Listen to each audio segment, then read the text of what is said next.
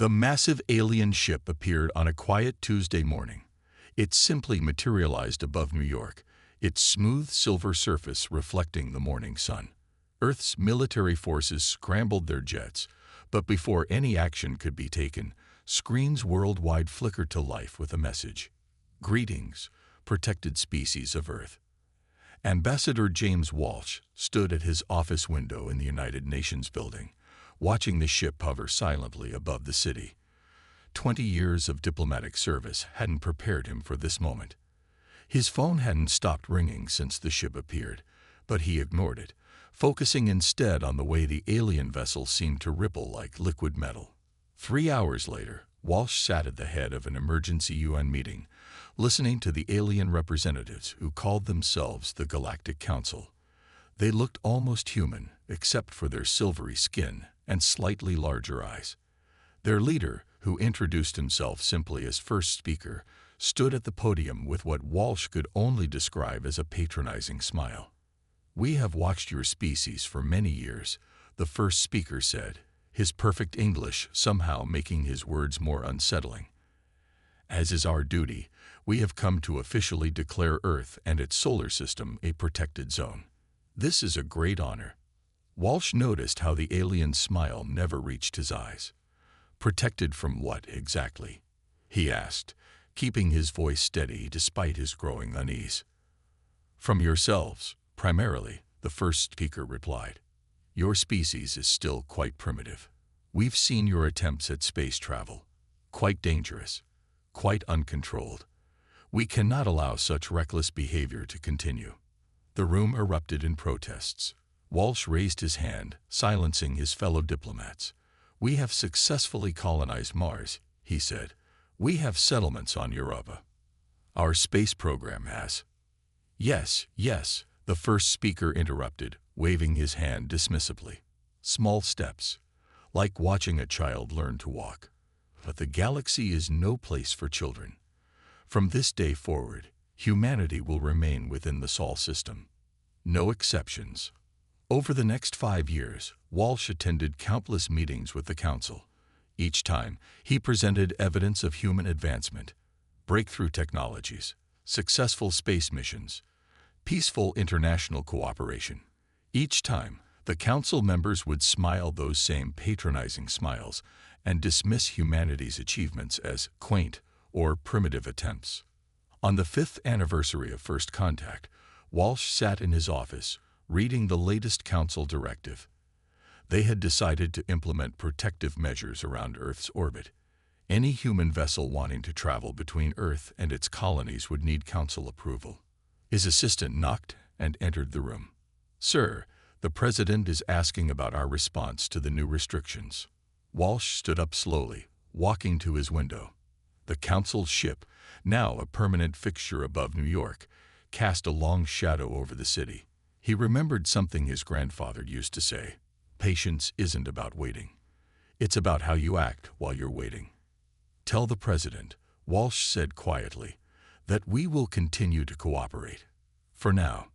He watched as a Council shuttle descended from the main ship, its surface gleaming in the sunlight.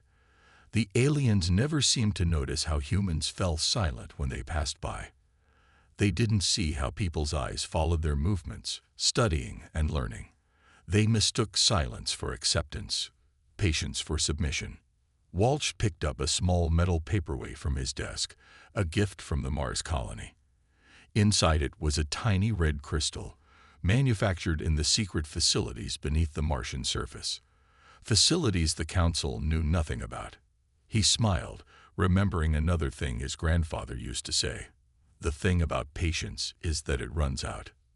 Looking up at the alien ship, Walsh whispered to himself, "They think they're protecting us from the galaxy. Soon they'll learn. Maybe they should have protected the galaxy from us." The Council's ship continued to float serenely above the city, unaware that humanity's patience was not endless. And patience, when it runs out, can be a terrible thing indeed. Captain Robert Stone gripped his ship's controls tighter as another Council vessel appeared on his radar. This would be the third routine inspection this week. His cargo ship, the Northern Star, carried nothing but approved supplies between Earth and the Mars colony. But that didn't stop the Council's constant harassment. Northern Star, this is Council Security Vessel 147. Power down your engines for inspection, the now familiar computerized voice commanded. Stone looked at his crew of 4. Their faces showed the same tired frustration he felt. Roger that, Council vessel. Powering down. He pressed a button, and his ship's engines hummed to a stop. Through the view screen, he watched as the sleek Council ship moved closer. These inspections usually took hours, and every time they found something suspicious that needed deeper scanning, Stone knew the real reason. They simply enjoyed showing their power over human ships. Remember, he told his crew, smile and nod. But under his console, his finger pressed a small hidden button. Somewhere in his ship's computer, a program started recording every detail about the Council vessel's scanning technology. The Council officer who boarded looked like all the others, tall, silver-skinned, with that same superior smile. Captain, your manifest shows medical supplies for Mars colony. Yes, sir. Just bandages and basic medicines, all approved last week by your own office. The officer's smile widened. We'll see about that. 5 hours later, the Northern Star finally received permission to continue its journey. Stone watched the Council ship disappear into the darkness of space. Only then did he allow himself to check the hidden computer readings. Perfect. Another complete scan of their technology recorded and ready to be analyzed back on Mars. Back in his quarters that night, Stone opened a secure channel to Mars Command. General Wright's face appeared on the screen, looking as tired as Stone felt. Another inspection? The general asked. 3rd this week, sir. They're getting bolder. Today they suggested that carrying too many medical supplies might encourage reckless behavior in the colonies. The general's expression darkened. It's the same everywhere. They've started blocking ships near Europa too. Last week they disabled a mining vessel, claimed it was too close to Jupiter's orbit. He paused, checking something off screen. Did you get the readings? Complete scan of their inspection equipment. The boys in research will love this one. They're using a new type of scanner. Good work, Captain. Keep your head down and keep collecting data. Remember, patience. Stone finished with a grim smile. I know, sir. The next morning, Stone walked through the Mars colony's underground levels, areas that didn't exist on any official maps. He passed dozens of workers assembling ships that would never be registered with the Council. The air hummed with the sound of machinery and determination. A group of engineers huddled around a newly completed engine, its design based on Council technology, but improved by human innovation. One of them looked up as Stone passed. Captain, want to see something cool? Stone stopped, watching as they demonstrated their latest achievement. The engine powered up without any heat signature, completely invisible to Council scanners. He smiled, remembering the patronizing words of today's inspection officer. Later, in his private quarters, Stone looked out his window at the red Martian landscape. A Council ship passed overhead, its crew probably feeling very pleased with themselves for monitoring the primitive humans so well. They never bothered to scan deeper than the surface buildings. They never thought they needed to. His communication device buzzed. Another cargo run scheduled for tomorrow. More inspections, more delays, more chances to study Council technology. They think they're teaching us patience, Stone muttered to himself, watching the Council ship disappear over the horizon. Instead, they're teaching us exactly how to beat them at their own game. In his desk drawer, a folder contained reports of Council ships blocking trade routes, disabling human vessels, and endless protective inspections. Soon, very soon, that folder would be full enough, and humanity's patience would reach its end. The warning signs were there, clear as day. The Council just wasn't smart enough to read them. Dr. Alice Thompson stared at the empty crew photos on her office wall. Just yesterday, these 300 men and women had been alive, working on humanity's most advanced research vessel, the Discovery.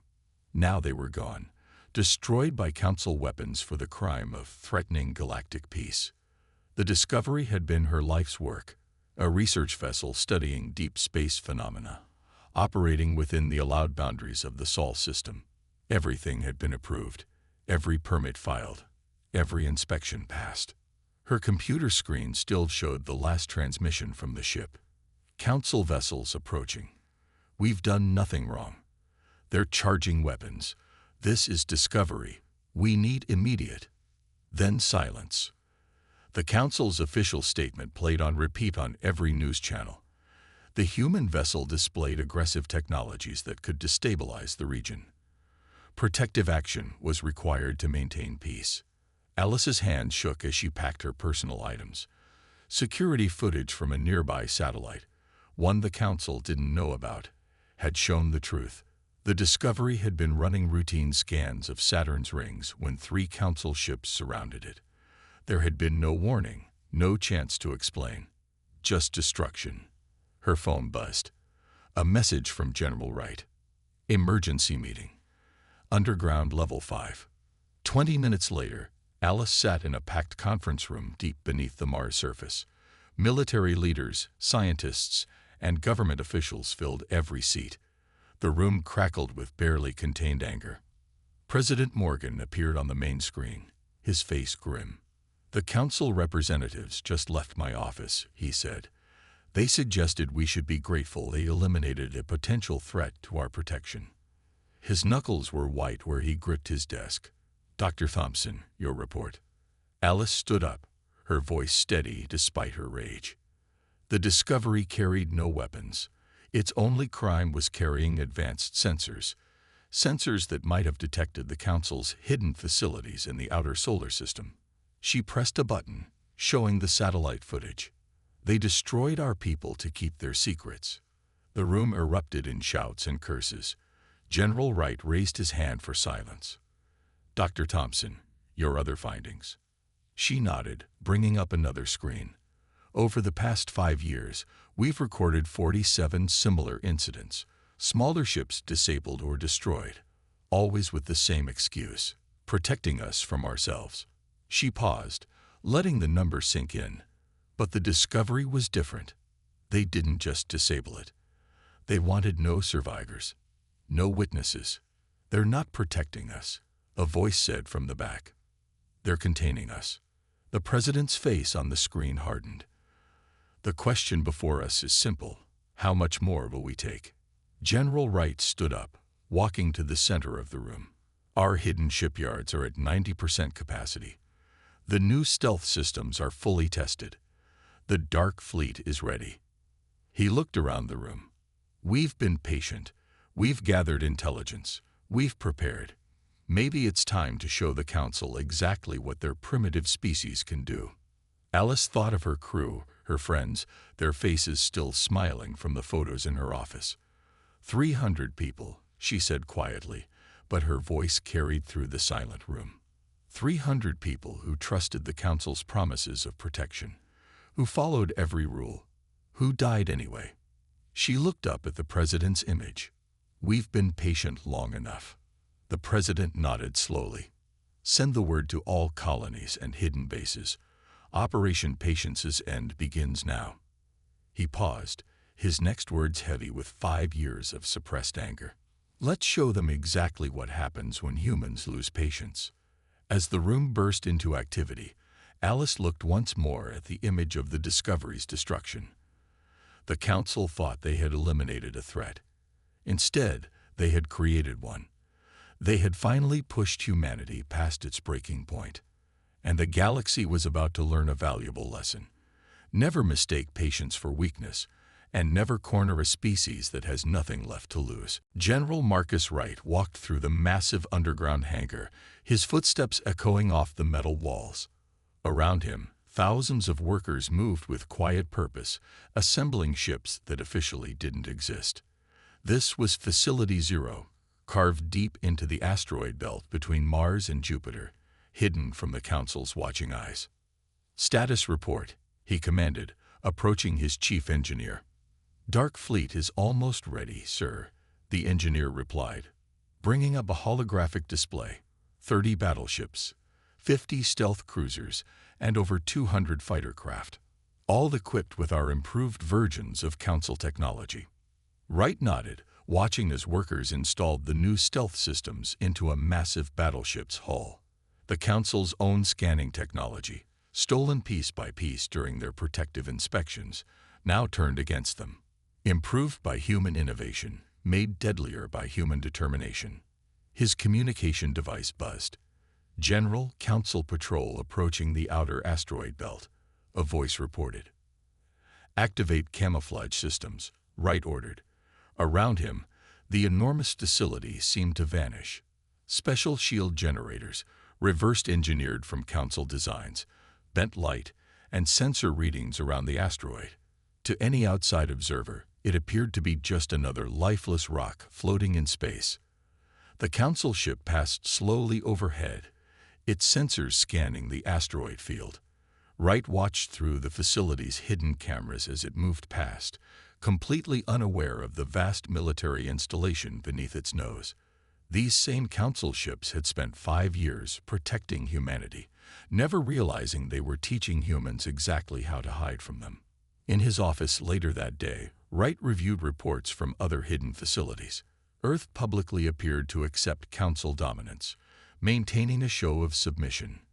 Meanwhile, beneath the surface of every major moon and planet in the solar system, humanity prepared. A secure message arrived from Mars Command. "Operation status update required." Wright began typing his response, detailing the readiness of each fleet component. The Dark Fleet wasn't just ships, it was an entirely new way of warfare, developed while the Council wasn't watching. Every vessel carried technologies that shouldn't exist, weapons that shouldn't be possible, and crews trained in complete secrecy. His screen flashed with another message, this one from the underground labs on Europa. The science team had successfully tested their latest breakthrough, a device that could disrupt Council shield systems. They'd developed it by studying the wreckage of the Discovery, the research ship the Council had destroyed. "They gave us all the pieces," Wright muttered to himself, looking at the reports. "Every inspection, every restriction, every act of dominance. They showed us exactly how their technology worked."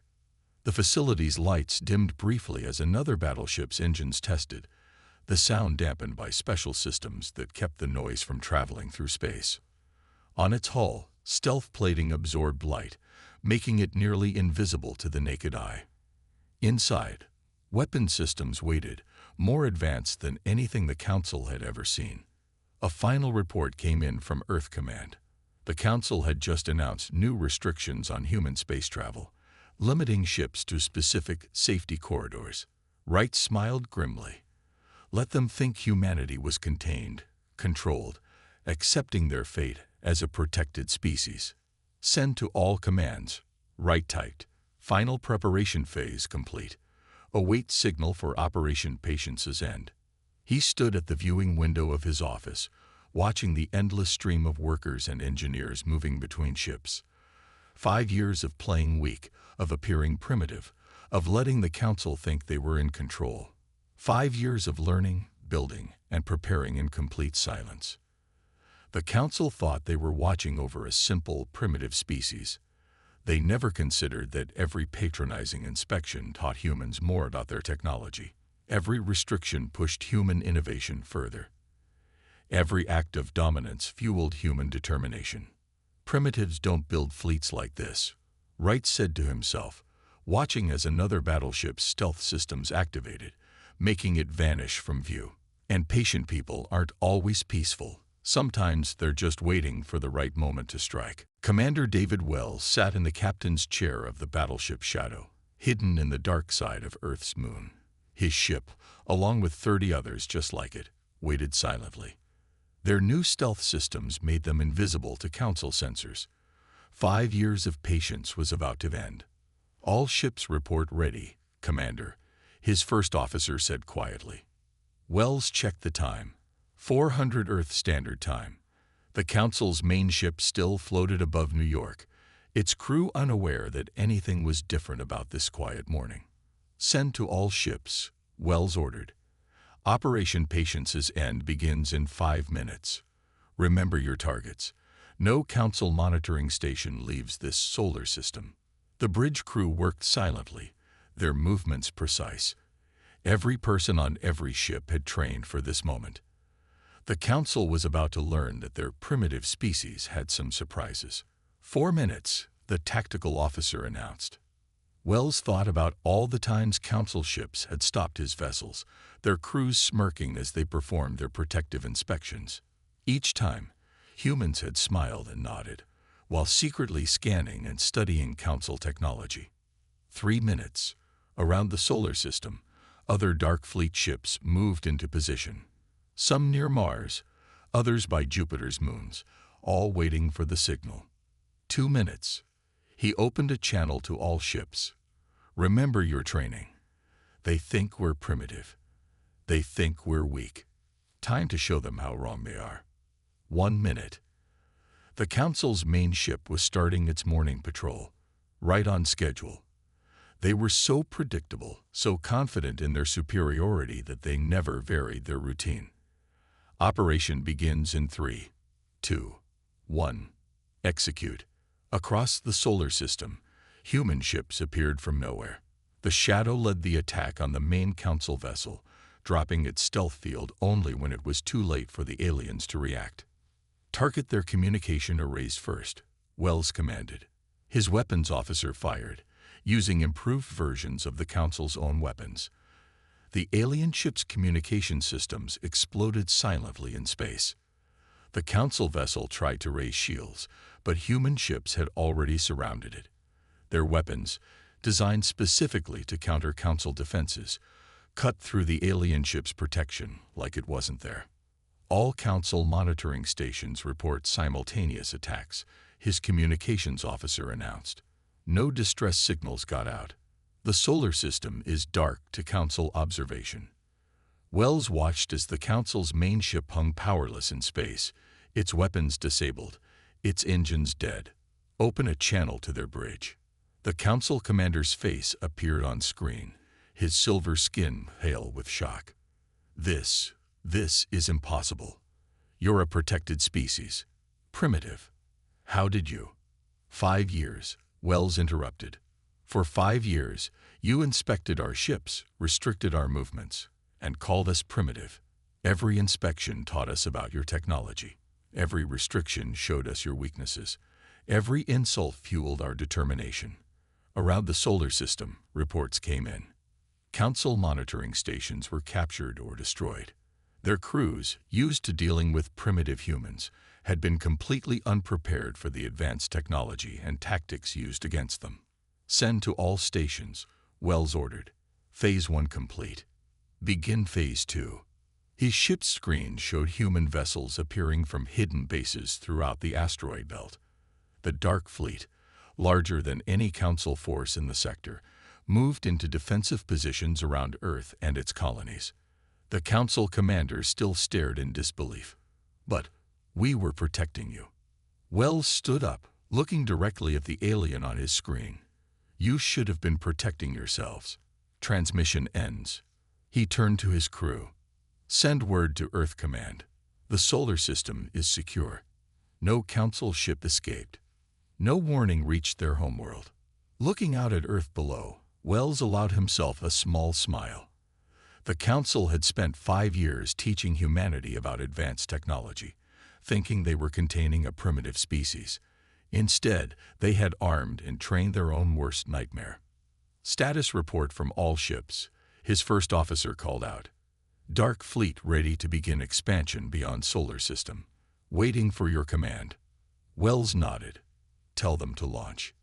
It's time to show the galaxy what happens when humans lose patience. Thomas Reed walked calmly through the corridors of the Galactic Council's central chamber on their homeworld.